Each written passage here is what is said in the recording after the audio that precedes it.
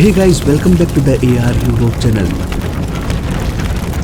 और कल यानी कि 8 मई 2024 को इस्तांबुल ATC को एक इमरजेंसी कॉल आया। एक प्लेन का पहिया ओपन ही नहीं हो रहा था। आखिर इसे लैंड करे तो कैसे करे। पूरे एयरपोर्ट में हड़कंप मच गया। कभी भी कुछ भी हो सकता था। एयरपोर्ट का चक्कर लगा रहे प्लेन में खतरे की घंटी बज चुकी थी। आखिर कैसे पायलट और ATC के सूझबूझ ने प्लेन को सुरक्षित लैंड कराया। आइए सब कुछ विस्तार से और आसान भाषा में समझने की कोशिश करते हैं आज के इस वीडियो में। 8 मई 2024 Paris FedEx express Boeing 767 model के प्लेन को ऑपरेट कर रही थी। इस प्लेन में कार्गो लोडिंग के बाद ऑलमोस्ट रात के 2 बजे उड़ान भरा।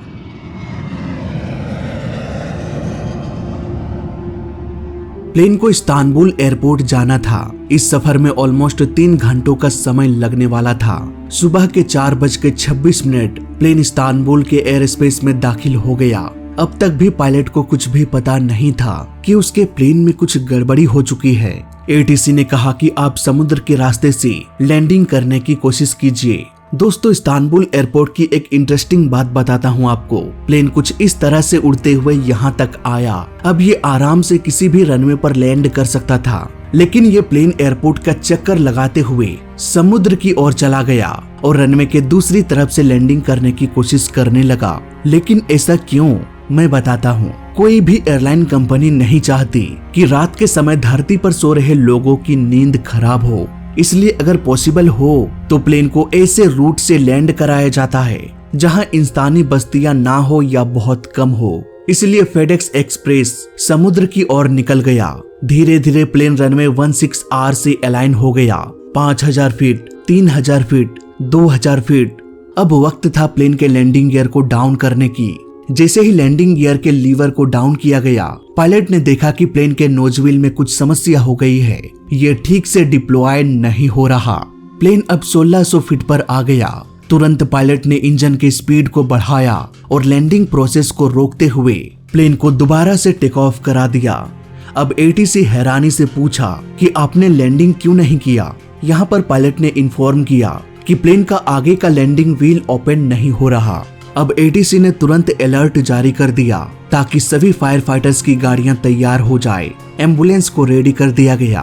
उधर फेडेक्स एक बार फिर से लैंडिंग करने के लिए समुद्र के रास्ते से अलाइन होकर लैंड करने की कोशिश करने लगा। पायलट ने दोबारा से लैंडिंग गियर को डाउन किया, लेकिन इस बार भी प्लेन के पीछे का दोनों पहिया तो डाउन हो गया, पर प्लेन का नोजविल डाउन नहीं हुआ। अब यहाँ पर पायलट ने लैंडिंग प्रोसेस को फिर से रोक दिया और एक बार फिर से ये प्लेन टेक ऑफ कर गया। यहाँ पर अब पायलट्स कंफर्म हो चुके थे कि हो ना हो लैंडिंग गियर में कुछ प्रॉब्लम हो गई है। इसलिए दूसरे अटेम्प्ट में भी लैंडिंग गियर ओपन नहीं हुआ।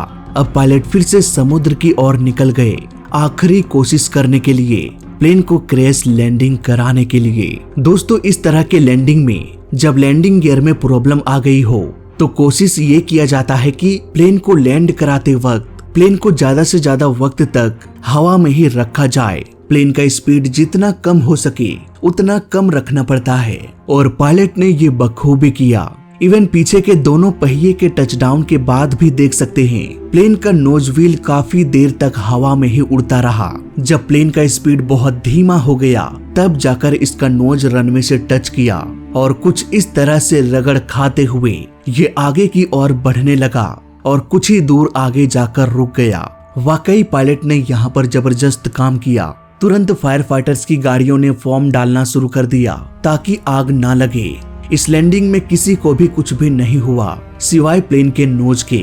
नाउ ये तो हुई कल की घटना की पूरी कहानी। अब थोड़ा टेक्निकल डिटेल्स की भी बात करते हैं ताकि हमें ये समझ में आए कि गड़बड़ी कहाँ और कैसे हुई। दोस्तों, एक प्लेन का ऊपर जाना, नीचे जाना, दाएं बाएं किसी भी दिशा में जाना, इवन लैंडिंग गियर को क्लोज करना, ओपन करना, ये सब कुछ अगर पॉसिबल हो पाता है तो वो सिर्फ हाइड्रोलिक की मदद से। वरना पायलट के हाथ इतना मजबूत नहीं है कि वो अपने हाथों की ताकत से इतने बड़े प्लेन की दिशा को बदल दे। खैर, बात करते हैं इस हाइड्रोलिक सिस्टम की। एक हाइड्रोलिक सिस्टम प्लेन के सारे कंट्रोल्स को मैनेज नहीं कर पाएगा। बहुत ही पेचीदा हो सकता है और मान लो अगर हाइड्रोलिक फेलियर हो जाए तो भाई प्लेन हवा में ही इधर उधर उड़ता रहेगा और पायलट कुछ भी नहीं कर पाएगा। इसका एक सिंपल सा सॉल्यूशन है कि प्लेन में मल्टीपल हाइड्रोलिक्स का यूज किया जाए। बात करें बोइंग 767 की तो इसमें 3 हाइड्रोलिक सिस्टम होता है।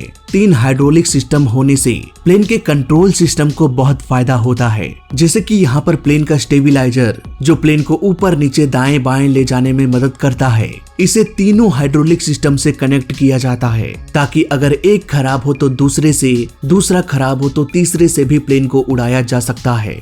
अब यहाँ तक समझ जाने के बाद बात करते हैं फेडेक्स एक्सप्रेस के नोज व्हील की, जो लैंडिंग करते वक्त ओपन नहीं हो पाया। ये नोज व्हील प्लेन के सेंटर हाइड्रोलिक सिस्टम से कनेक्ट होता है। यहाँ पर साफ साफ कहा जा सकता है कि प्लेन का नोज व्हील अगर ओपन नहीं हुआ और ये नोज व्हील अगर सेंटर हाइड्रोलिक सिस्टम से कनेक्ट है तो जाहिर सी बात है कि सेंटर हाइड्रोलिक सिस्टम में प्रॉब्लम हुई होगी, सेंटर का ही हाइड्रोलिक सिस्टम फेल हुआ होगा। दोस्तों शुरुआत में तो मुझे भी ऐसा ही लगा, पर ऐसा था नहीं। इसका सबूत हमें मिलता है फ्लाइट रडार 24 के डेटा से।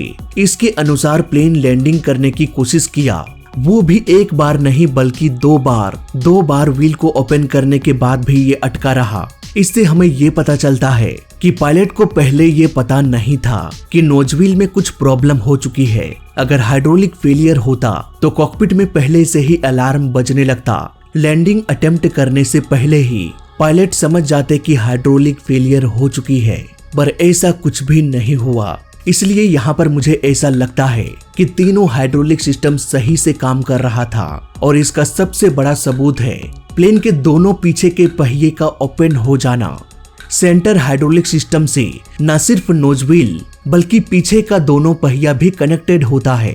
अगर सेंटर हाइड्रोलिक सिस्टम फेल होता तो पीछे का व्हील भी ओपन नहीं होता। इट मीन्स हो ना हो प्रॉब्लम हाइड्रोलिक सिस्टम में नहीं बल्कि सिर्फ नोज व्हील में था। दोस्तों प्लेन में हर चीज का जुगाड़ होता है। मान लो सारा का सारा हाइड्रोलिक सिस्टम फेल हो गया, तब भी कॉकपिट में एक खुफिया स्विच होता है जिसमें ग्रेविटी की मदद से प्लेन के व्हील्स को डाउन किया जा सकता है। इसे ग्रेविटी एक्सटेंशन कहते हैं। लेकिन अगर व्हील को लॉक करने के लिए व्हील के डाउन हो जाने के बाद एक रॉड सारे व्हील्स को लॉक कर देता है, अगर किसी तरह से प्लेन के व्हील में या इसके लॉकिंग रॉड में किसी तरह से डैमेज या कोई भी प्रॉब्लम हो जाए तो या तो लैंडिंग गियर लॉक नहीं हो पाएगा या फिर यह नीचे डाउन ही नहीं होगा। इसलिए मेरी इन्वेस्टिगेशन के हिसाब से प्लेन का सारा हाइड्रोलिक सिस्टम सही था। प्रॉब्लम या तो प्लेन के नोज व्हील में या फिर इसके कनेक्टिविटी में हुई होगी, जिसकी वजह से ये अटक गया और इतना बड़ा हादसा हो गया। आखिर क्या किया जाए अगर प्लेन का व्हील अटक जाए? कैसे प्लेन को सुरक्षित लैंड कराया जा सकता है? इस पर मैंने ऑलरेडी वीडियो बना रखा है, आप उसे भी चेकआउट कर सकते हैं। फिलहाल वीडियो अच्छा लगा तो लाइक कर देना, बुरा लगा तो डिसलाइक कर देना और दोनों ही केस में इस चैनल को सब्सक्राइब कर देना, क्योंकि इस चैनल में सीखने के लिए बहुत कुछ है। तो मैं मिलता हूँ आपसे अगली वीडियो में, तब तक के लिए देखते रहिए और सीखते रहिए। जय हिंद, वंदे मातरम।